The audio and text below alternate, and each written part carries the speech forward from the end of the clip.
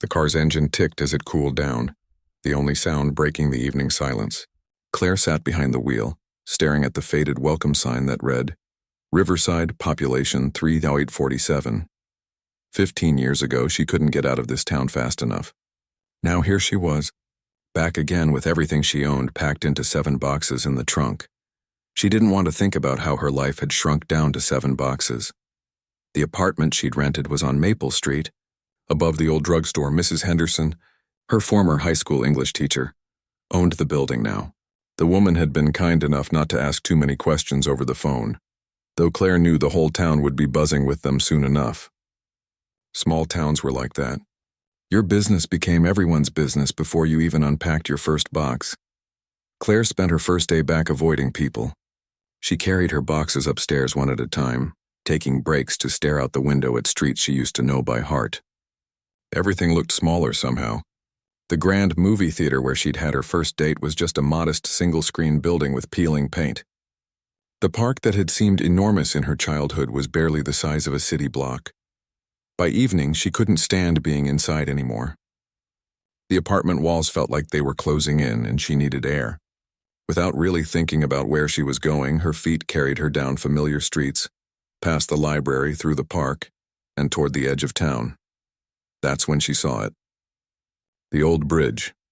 It sat quiet and forgotten at the edge of Riverside, spanning a creek that barely deserved the name anymore. Years of drought had reduced the flowing water she remembered to little more than a trickle. The stone structure looked tired, its once proud arches now crumbling at the edges. Moss grew thick in the cracks, and someone had spray-painted initials on one of the support columns. Claire remembered when this bridge had been her sanctuary. As a teenager, she'd spent countless hours sitting right there on the low stone wall, her legs dangling over the side, dreaming about the future. She'd imagined herself in New York City, running a successful marketing firm, living in a high-rise apartment, being someone important. Someone who mattered. She walked onto the bridge slowly, running her hand along the rough stone. It felt solid despite its worn appearance, still standing after all these years. She settled into what used to be her spot, the same place where she'd sat 1,000 times before and watched the sun begin its descent. The irony wasn't lost on her. Here she was, back at the starting line like those 15 years had been erased. The job in the city that she'd worked so hard to get? Gone, lost in corporate downsizing. The engagement to Michael? Over, ended 3 months ago when he'd admitted he'd been seeing someone else for half a year.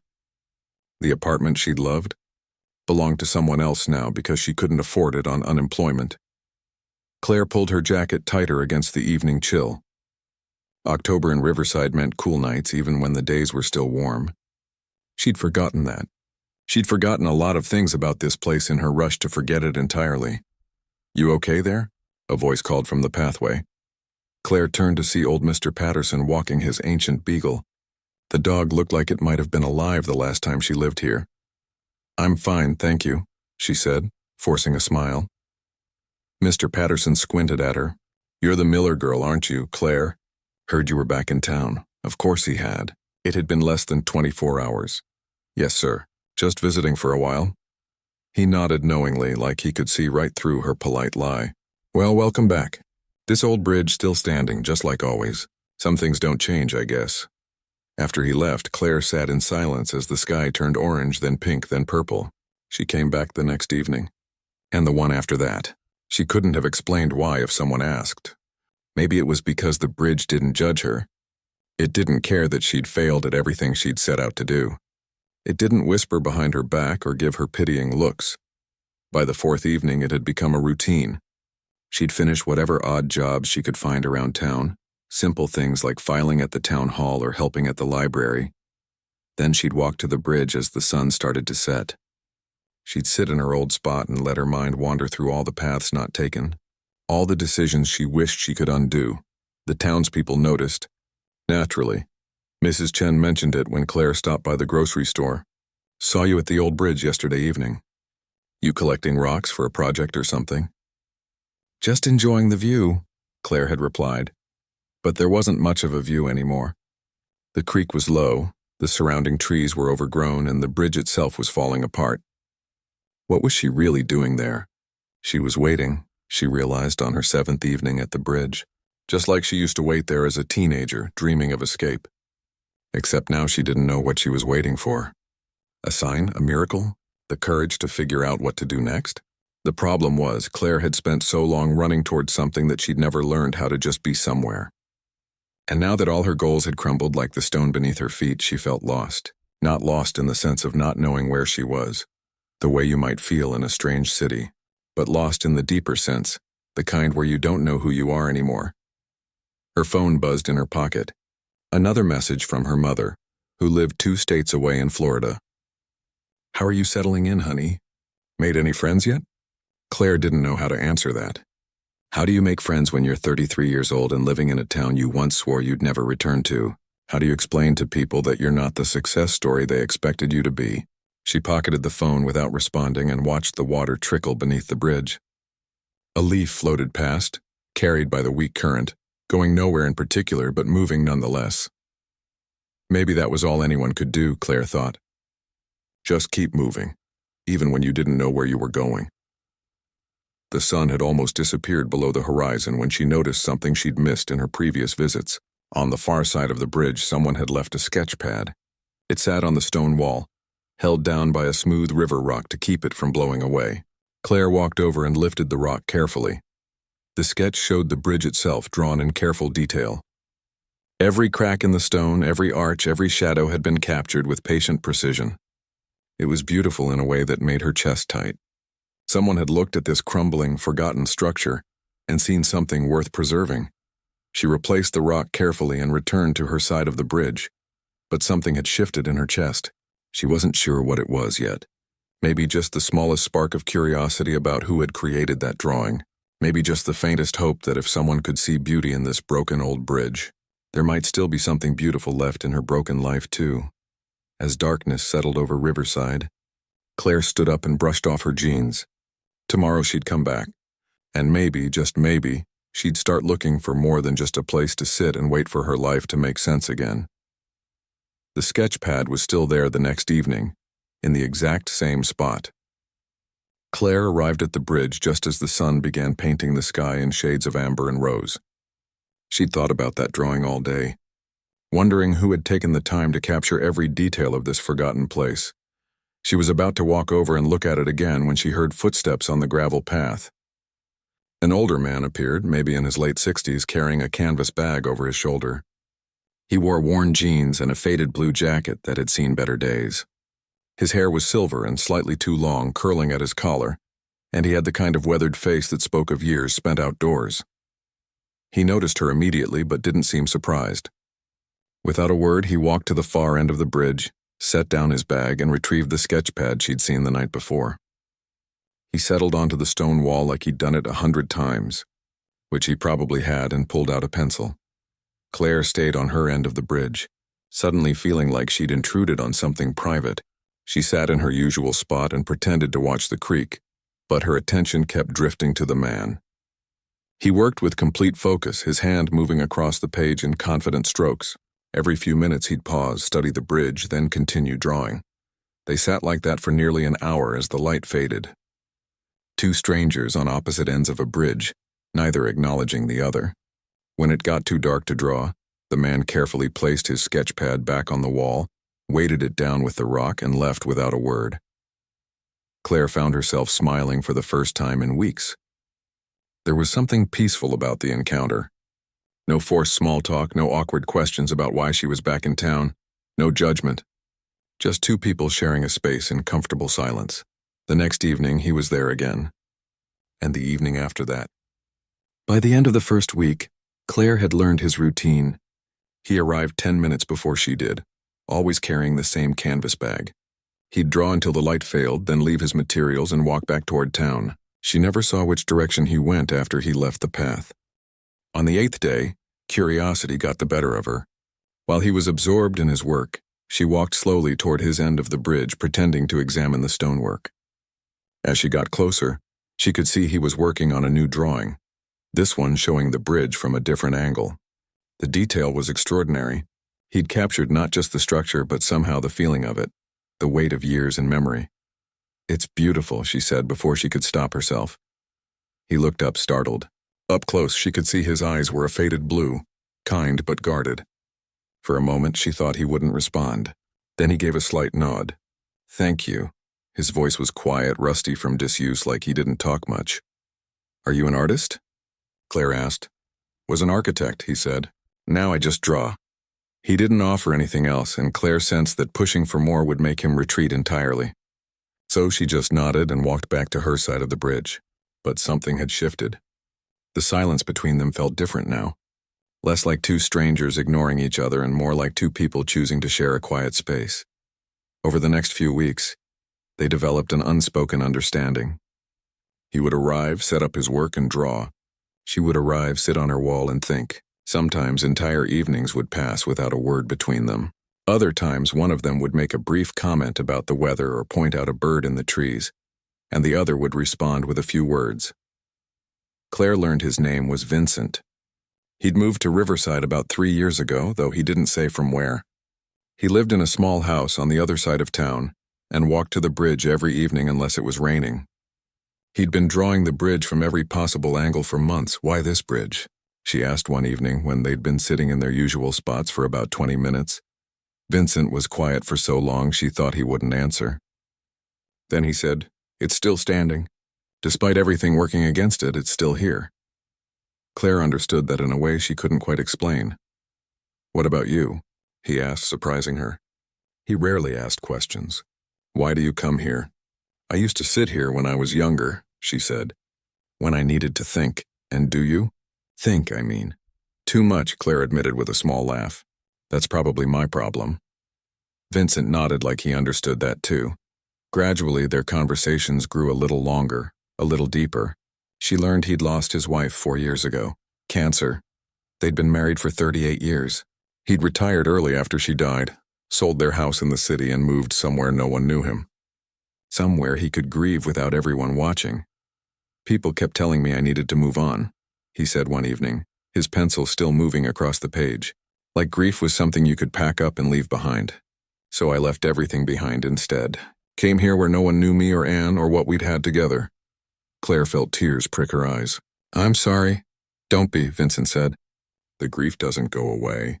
But it gets easier to carry when you stop pretending you're not carrying it." In return, Claire found herself sharing things she hadn't told anyone. How she'd built her entire identity around being successful, around being the girl from Riverside who made it big. How losing her job had felt like losing herself. How her ex-fiancé's betrayal had hurt less than her own sense of failure. "I'm 33 years old," she said one night, "and I feel like I've wasted my entire adult life chasing something that was never real in the first place." Vincent set down his pencil and looked at her directly, which he rarely did. "You know what I learned as an architect? Buildings aren't just about what you build. They're about what you build on. Foundation matters more than height." "I don't have a foundation," Claire said quietly. "I have 7 boxes of stuff and a temporary job filing papers at town hall." "You have this bridge," Vincent said. "You came back to where you started. That takes courage." Claire had never thought of it that way. Coming back had felt like defeat, not courage. One evening in late October, Claire arrived at the bridge to find Vincent setting up what looked like surveying equipment. He had a notebook filled with measurements and calculations, and he was muttering to himself as he worked. "What are you doing?" she asked. "Assessing structural integrity," he said. "There's a town council meeting next week. They're talking about tearing it down." Claire felt her stomach drop. "They can't do that." "It's not safe," Vincent said, gesturing to a crack in one of the support columns. "It's been neglected for years. Probably cost more to fix than to tear down and build a new pedestrian bridge. But it's been here for over 100 years, Claire protested. 143, Vincent corrected. Built in 1882, one of the last examples of this particular stone arch design in the region. He showed her his notebook, filled with technical drawings and notes. "I've been documenting it. Thought maybe if I could show them what they'd be losing." He trailed off, looking uncertain. "Can I help?" Claire asked. Vincent looked surprised. "You'd want to?" "This bridge matters," she said. "I don't know why exactly, but it does. To both of us. So yes, I want to help." For the first time since she'd met him, Vincent smiled. It transformed his face, made him look years younger. "Meet me at the library tomorrow morning." We need to research the history. If we're going to convince the council to save it, we need to give them reasons beyond just sentiment. That night, as Claire walked back to her apartment, she realized she felt something she hadn't felt in months. Purpose. It was small and fragile, just the beginning of something, but it was there. She'd come to the bridge every evening for weeks, waiting for her life to make sense again. She'd been waiting for some external force to show her what to do next. But maybe, she thought, the bridge had been waiting for her too. Not to give her answers, but to give her something to care about. Something beyond her own failures and disappointments. Something worth fighting for. She pulled out her phone and finally responded to her mother's unanswered messages. "I'm doing okay, Mom. Actually working on something interesting. I'll call you this weekend and tell you about it." Tomorrow she'd meet Vincent at the library. They'd dig through old records and archives. They'd build a case for saving a crumbling bridge that most people in town had forgotten existed. It wasn't the life she'd planned. It wasn't even close. But for the first time since she'd packed those 7 boxes and driven back to Riverside, Claire felt like she might be exactly where she needed to be. The Riverside Public Library smelled like old paper and lemon furniture polish, exactly as Claire remembered. Mrs. Park, who'd been the head librarian for as long as anyone could remember, looked up from her desk with undisguised curiosity when Claire and Vincent walked in together. "Well, this is unexpected," Mrs. Park said, her eyes moving between them. "Claire Miller and our mysterious Mr. Chen together. What brings you two in?" "Research," Vincent said simply. "We need everything you have on the old bridge. History, construction records, town council minutes, anything." Mrs. Park's eyebrows rose. "This about the demolition discussion? Heard they're voting next Tuesday." "We're hoping to change their minds," Claire said. "Good luck with that." Mrs. Park stood up, her chair creaking. "Current council's all about fiscal responsibility and modern infrastructure. But come on. I'll show you what we've got." She led them to the local history section, a dusty corner of the library that clearly didn't get much traffic. She pulled out several boxes of archived documents and a few leather-bound volumes. "Start with these," she said. "Town records from 1880 to 1900. If you need the microfiche archives from the old newspaper, let me know." She paused at the table. "You know, my grandmother used to tell stories about that bridge. Said it was more important than most people realized." "Important how?" Vincent asked, already opening the first box. Mrs. Park shook her head. "She never said exactly. Just that it mattered to a lot of people back in the day. Always thought she meant it was a popular courting spot or something." She walked away, leaving them with a pile of documents that looked like they hadn't been touched in decades. For the next several hours, Claire and Vincent worked in comfortable silence, occasionally sharing interesting finds. Birth records, property deeds, town meeting minutes written in elaborate cursive. Claire's eyes started to hurt from reading the faded handwriting. "Look at this," Vincent said suddenly, pushing a document toward her. "Construction contract from 1882. The bridge was built by someone named Robert Morrison, master stonemason from Pennsylvania. Says here he used a specific technique called, I can't read this word." Claire squinted at the writing. "Voussoir arch construction, I think." "That's rare," Vincent said, making notes. "That technique wasn't common in this region. This bridge is more architecturally significant than I thought." They continued digging. Claire found mentions of the bridge in various town council meetings, mostly mundane matters about maintenance and repairs. But then, buried in a set of minutes from 1891, she found something that made her sit up straight. Vincent, listened to this. "Council discussed complaint from Mr. Weatherby regarding increased foot traffic on the Creek Bridge at night. Sheriff Thompson stated traffic appears to be travelers passing through, not townspeople. Council voted to take no action and reminded residents that the bridge is public property." "Why would that matter?" Vincent asked. "I don't know, but look at this." She showed him another entry from 6 months later. Same issue. And here, another one from 1892. People kept complaining about nighttime traffic on the bridge, and the council kept refusing to do anything about it. Mrs. Park had been reshelving books nearby and must have overheard. "You found the mystery," she said, coming over. "My grandmother mentioned that too. Said there was something odd about that bridge back then, but she never explained what." Claire felt a tingle of excitement, the same feeling she used to get when working on a challenging marketing campaign, and all the pieces started falling into place. "Do you have newspaper archives from that period?" "On microfiche in the back room, but I should warn you, they're not indexed. You'd have to go through page by page. We've got time, Claire said, looking at Vincent, who nodded. The microfiche reader was ancient and temperamental, but Mrs. Park got it working. Claire and Vincent took turns scrolling through the Riverside Gazette page by page, month by month. It was tedious work. Most of the news was incredibly mundane. Who visited whom, who was sick, what the weather was like. But then, in an edition from October 1893, Claire found it. Not a news story, but a small advertisement that would have meant nothing to most readers. Friends traveling north, bridge open nightly. Follow the drinking gourd. Her heart started pounding. Vincent, do you know what this means? He looked confused. Something about a bridge being open at night. Follow the drinking gourd, Claire said, her voice shaking slightly. That's what they called the Big Dipper. It was code. This is about the Underground Railroad. Vincent's eyes widened. You think this bridge was part of the network, Claire finished. That's why there was increased traffic at night. That's why the council kept refusing to investigate. Some of them must have been in on it. Mrs. Park had come over to see what the excitement was about. When Claire showed her the advertisement, the older woman put her hand over her mouth. Oh my God, that's what my grandmother meant. She said the bridge mattered to people. She was talking about people escaping slavery. They spent the rest of the day searching for more evidence. They found 3 more similar advertisements over a 2-year period, all with slightly different wording but the same coded message. They found oblique references in personal letters that had been donated to the library's collection. A letter from a Quaker woman to her sister mentioned, "Travelers we aided at the creek crossing." Another letter referenced the good work being done on the Northern Passage.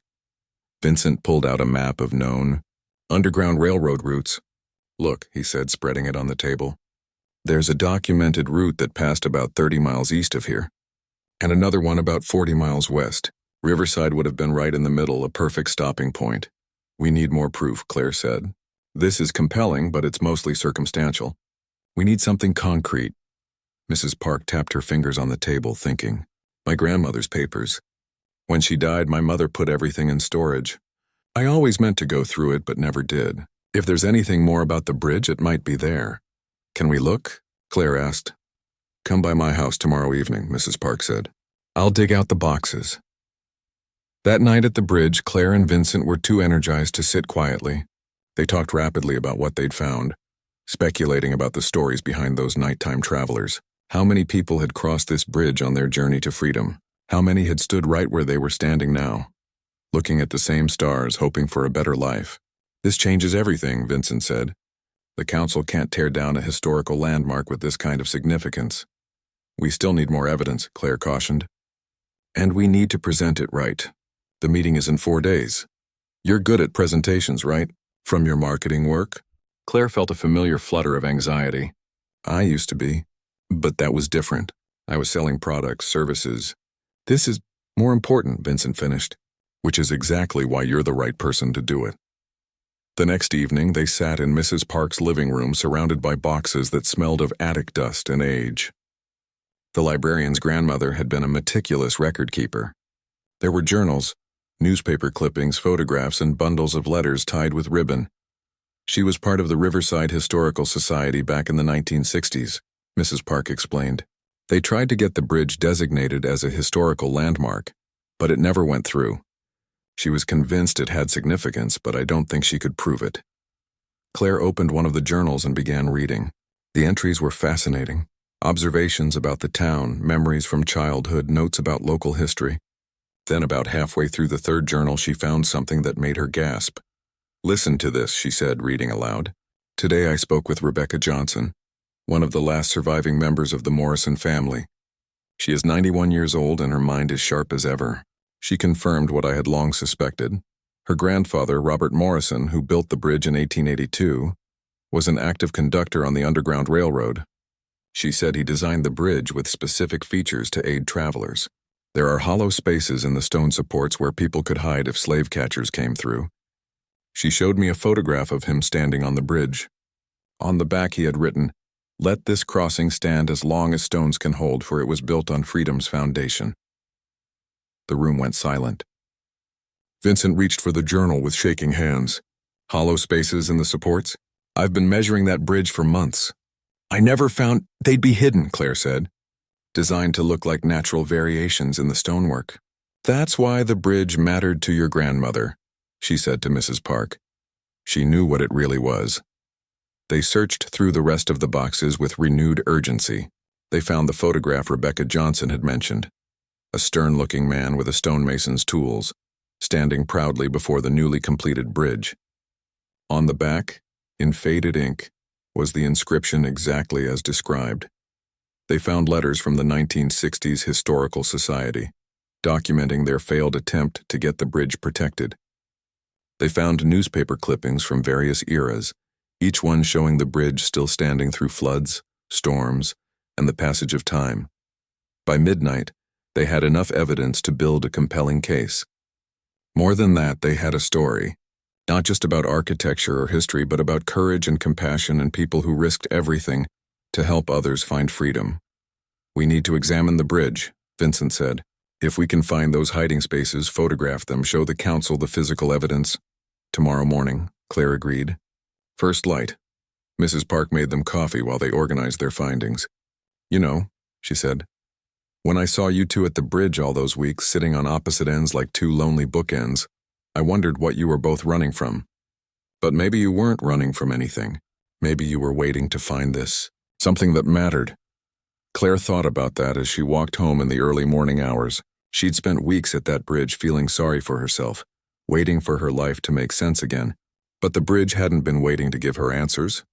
It had been waiting to give her purpose, something bigger than her own disappointments. A story worth telling. At sunrise, she met Vincent at the bridge with proper tools and cameras. Together, they examined every inch of the stone supports. And there, just where Robert Morrison's granddaughter had said they would be, they found them. Carefully concealed hollow spaces, large enough for a person to hide in. Spaces that had once sheltered human beings fleeing for their lives. Vincent took photographs while Claire made careful measurements and notes. The morning sun lit the old bridge in a way she'd never seen before, and for a moment, she could almost imagine the people who had crossed here in darkness, the families who had hidden in these stones, the conductors like Robert Morrison who had risked everything to help them. We have 3 days, Vincent said, looking up from his camera. 3 days to put together a presentation that will save this bridge. Claire smiled, feeling more alive than she had in months. Then we'd better get to work. The town hall meeting room had exactly 47 seats, and every single one was full. People stood along the walls and crowded in the doorway. Claire hadn't expected this. When she and Vincent had requested time on the agenda, they'd imagined presenting to the 5 council members and maybe a handful of interested residents. This was different. News had spread through Riverside the way it always did in small towns, quickly and with embellishments. By the time Claire stopped at the bakery that morning, 3 different people had asked her if it was true she'd discovered buried treasure at the bridge. Another person wanted to know if she'd found evidence of a Civil War battle. Mrs. Henderson, her landlord, had knocked on her door to ask if the bridge was really haunted. Just history, Claire had told them all. Important history. Now, standing at the front of the room with her laptop and Vincent's carefully prepared materials, Claire felt her palms start to sweat. The council members sat behind a long table looking skeptical. Mayor Richards, a successful real estate developer who'd run on a platform of modernizing Riverside, was checking his phone. Councilwoman Peters was reading through a budget report. The others looked bored before the meeting had even started. Vincent sat in the front row, giving her an encouraging nod. Mrs. Park was there too, along with what looked like half the library's regular patrons. Claire recognized other faces from around town. The owner of the hardware store, several teachers from the high school, people she'd gone to school with years ago. Next item on the agenda, Mayor Richards said without looking up. Public comment regarding the Creek Bridge demolition. We have Claire Miller presenting. You have 15 minutes, Ms. Miller. 15 minutes. She'd rehearsed for hours, but her presentation was designed for at least 30. Claire's finger hovered over her laptop, ready to start the slideshow she'd spent 2 days creating. Then she stopped. These people didn't need a polished marketing presentation. They needed the truth, told simply. She closed the laptop. I came back to Riverside 6 weeks ago, she began. I didn't want to be here. I'd spent 15 years trying to become someone important somewhere else. And when that fell apart, Coming back felt like failure. Every evening I'd walk to the old bridge and sit there feeling sorry for myself, waiting for my life to make sense again. Mayor Richards looked up from his phone. She had his attention now. Then I noticed someone else went there too. Vincent Chen. She gestured to Vincent. He was drawing the bridge, documenting every detail like it mattered, and I couldn't understand why. It's just an old crumbling bridge, right?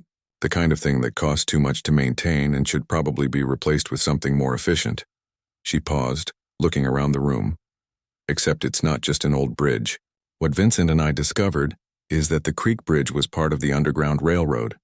It was built in 1882 by a man named Robert Morrison, who was an active conductor. He designed it with hidden chambers in the stone supports where people escaping slavery could hide. For years in the 1890s, people traveling north crossed that bridge at night following the stars toward freedom. And this town, our town, helped them. The council back then refused to investigate complaints about nighttime traffic because they knew what was happening and they chose to look the other way. That bridge represents one of the bravest things this community ever did. The room had gone completely silent. Mayor Richards had put down his phone. Councilwoman Peters was leaning forward. Claire opened her laptop and projected the first image onto the screen. The photograph of Robert Morrison standing before the newly completed bridge. This is the man who built it. On the back of this photo, he wrote, "Let this crossing stand as long as stones can hold, for it was built on freedom's foundation."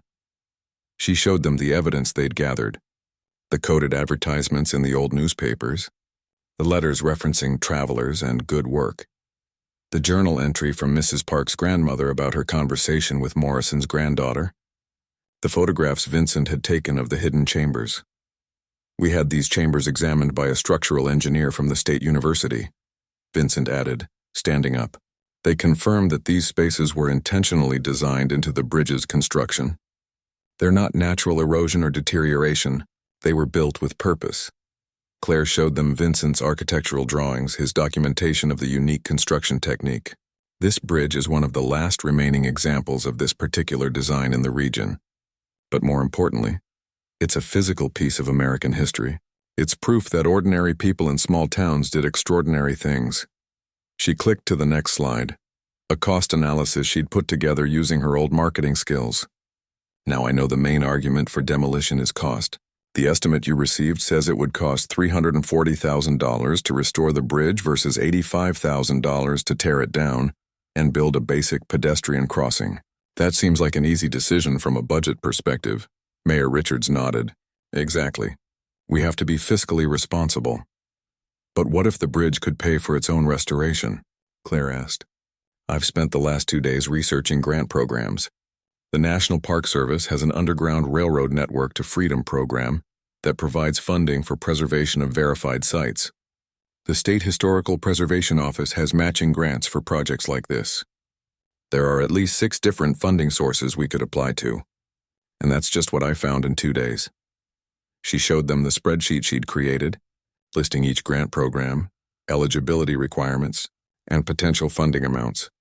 Beyond that, Claire continued, a historically significant site brings tourism. Right now, people drive through Riverside on their way to somewhere else. But if we restore this bridge and tell its story properly, we become a destination. The nearest verified Underground Railroad site is 80 miles away. People would come here. They'd eat at our restaurants, shop at our stores, stay at our bed and breakfasts. The economic impact could be substantial.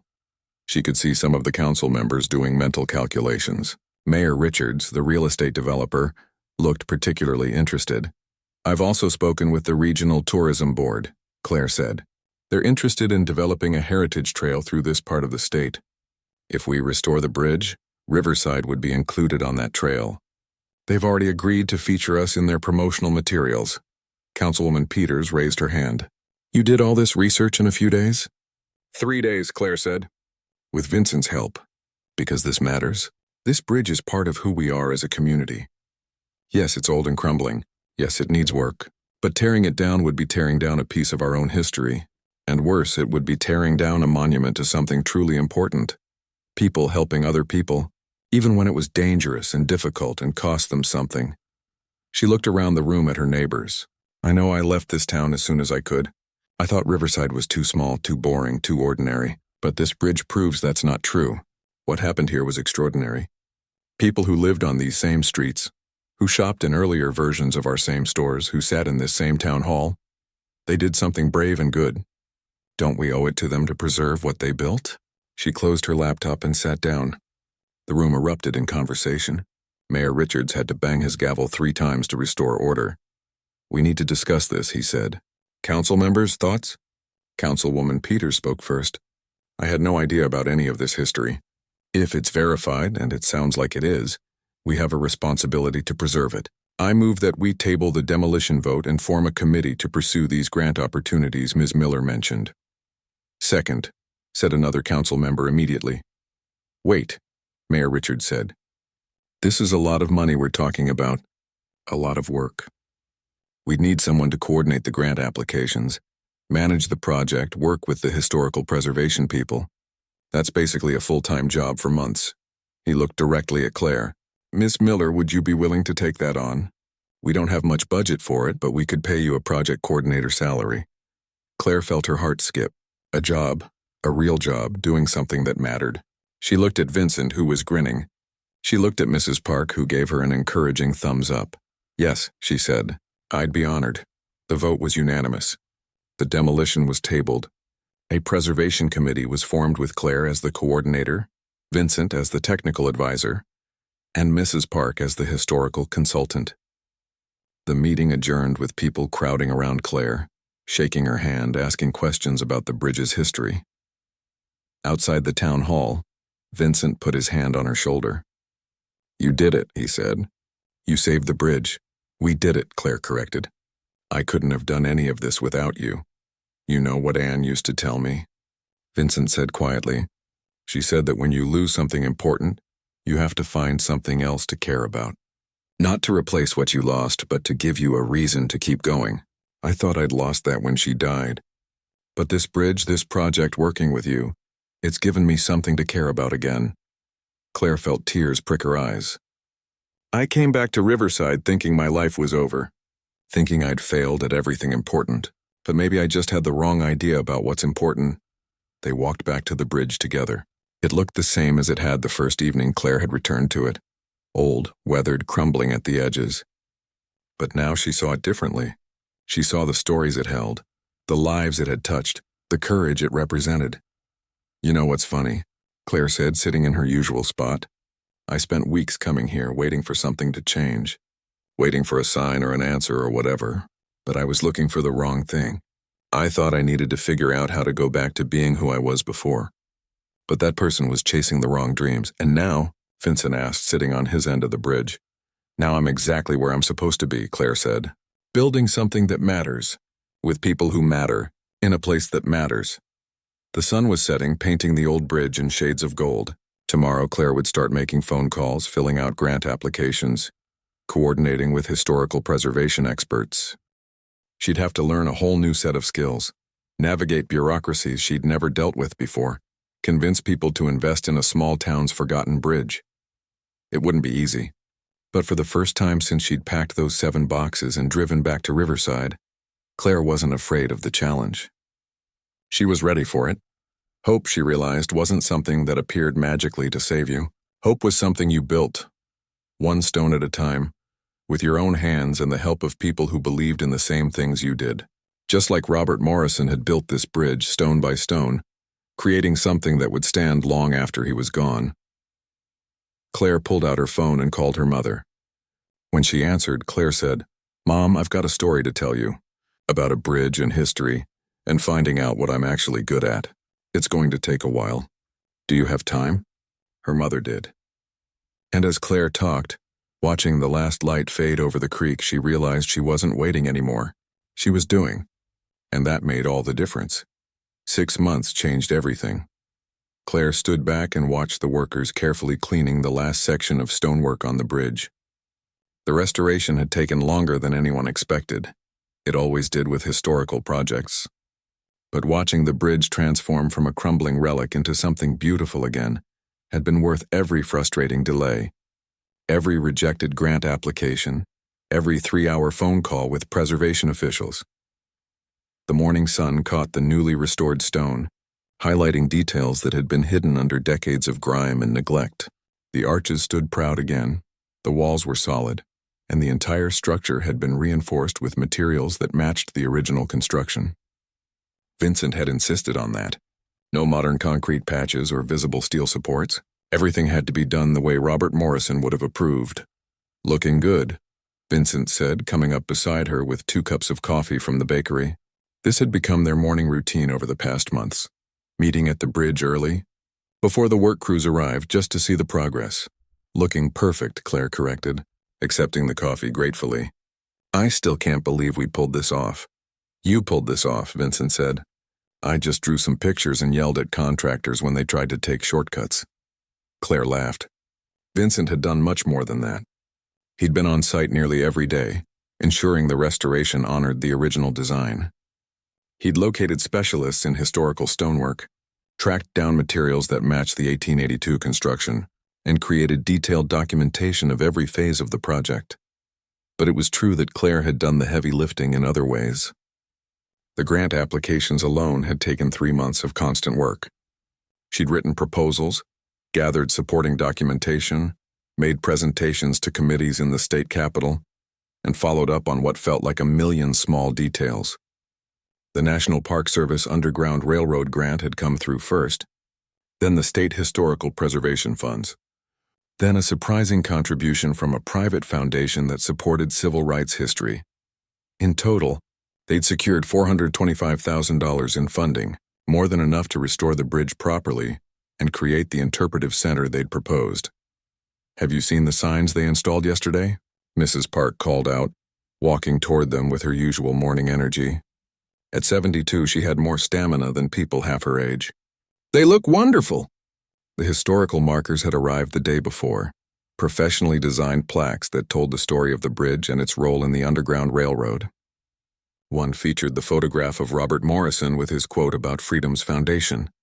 Another showed a map of known Underground Railroad routes and Riverside's place on the network. A third explained the architectural significance of the bridge's design. "The best part is the QR code," Claire said. She'd fought hard to include modern technology in the historical presentation. Visitors could scan the code and access a website with more detailed information, photographs, journal entries, and stories of people who'd actually crossed the bridge seeking freedom. "Speaking of the website," Mrs. Park said, "we had over 2,000 visits last week. People from 12 different states, and I've gotten calls from 3 schools wanting to bring field trips when the bridge officially reopens." Claire smiled. The educational component had been her idea. She'd reached out to schools throughout the region, offering the bridge as a living classroom for teaching about the Underground Railroad and local history. The response had been overwhelming. "The tourism board called me yesterday," Vincent added. "They've already booked 6 tour groups for the Heritage Trail. Said we're the highlight of the route." "Did you tell them about the walking tour?" Claire asked. She'd developed a self-guided walking tour of Riverside that connected the bridge to other historical sites in town. It turned out there was more history here than anyone had realized. Once they'd started looking, they'd found evidence that several houses in town had been part of the Underground Railroad network. The old church had hidden travelers in its cellar. The original cemetery had markers for people who'd died while seeking freedom. Riverside wasn't just a small town people drove through anymore. It was becoming a destination for history enthusiasts, school groups, and tourists interested in Underground Railroad sites. The local bed and breakfast had bookings through the fall. The diner had hired 2 new servers to handle increased traffic. Even the struggling antique shop downtown had seen business pickup. "You know what's interesting?" Mrs. Park said. "People keep telling me they never knew this history existed. Some of them have lived here their whole lives. They're seeing their hometown differently now, taking pride in it." That had been unexpected but wonderful. Claire had watched the town's attitude shift over the past months. What had started as curiosity about the bridge project had grown into genuine community investment. People had volunteered to help with research, donated historical documents from their own families, and showed up to work days to help clear brush around the site. The mayor had even publicly admitted he'd been wrong to push for demolition. "Sometimes," he'd said at a recent council meeting, "the most fiscally responsible thing is to invest in what makes us special, not tear it down in the name of efficiency." Claire checked her watch. "The interview crew should be here in an hour. You both ready?" The regional PBS station was doing a documentary about Underground Railroad sites, and they'd chosen Riverside's bridge as one of their featured locations. They wanted to interview Claire, Vincent, and Mrs. Park about the discovery and restoration. "I still don't understand why they want to interview me," Vincent said, looking uncomfortable. "I just drew some pictures." "You documented a piece of history that would have been lost," Claire said firmly. "If you hadn't been sitting here sketching this bridge for months, we might never have looked deeper into its significance. Your work started all of this, it was true." Vincent's detailed architectural drawings had been crucial to the grant applications. His measurements had helped prove the intentional design of the hiding chambers. His passion for preserving the bridge's original character had ensured the restoration was done right. "Plus," Mrs. Park added with a grin, "you're photogenic. Good for television." Vincent actually blushed, which made Claire laugh. In 6 months, she'd watched him transform from the quiet, withdrawn man who sat alone sketching. He smiled now. He talked to people. He'd even joined the Historical Society and started documenting other old buildings in town. "What he's really doing," Mrs. Park had told Claire privately, "is healing. Anne would be glad to see it." The work crew arrived, and Claire spent the next hour coordinating the day's tasks. There were still finishing touches to complete before the grand reopening ceremony scheduled for next weekend. The pathway needed final grading. The landscaping had to be completed, and the benches they'd ordered, replicas of benches that had been there in the 1890s, were being delivered that afternoon. By the time the PBS crew showed up, Claire had gone over her talking points 3 times and was feeling nervous energy buzzing through her. This wasn't a town council presentation or a grant proposal. This was going to be broadcast across the region, maybe further. It needed to be perfect. But when the interviewer asked her first question, "How did you discover the bridge's connection to the Underground Railroad?" Claire found herself relaxing. She wasn't performing or selling something. She was just telling a story that mattered. She talked about coming back to Riverside feeling like a failure, about sitting on the bridge evening after evening, lost and uncertain, about noticing Vincent and his sketches, about the research in the library and the evidence they'd uncovered, about the moment they'd found Robert Morrison's quote and realized what the bridge truly represented. "It changed how I saw everything," Claire said to the camera. "I'd been thinking about my life in terms of success and failure, achievement and disappointment. But this bridge taught me that the most important things aren't about personal success. They're about being part of something larger than yourself, about doing work that matters even when it's hard, about preserving what's valuable and sharing it with others."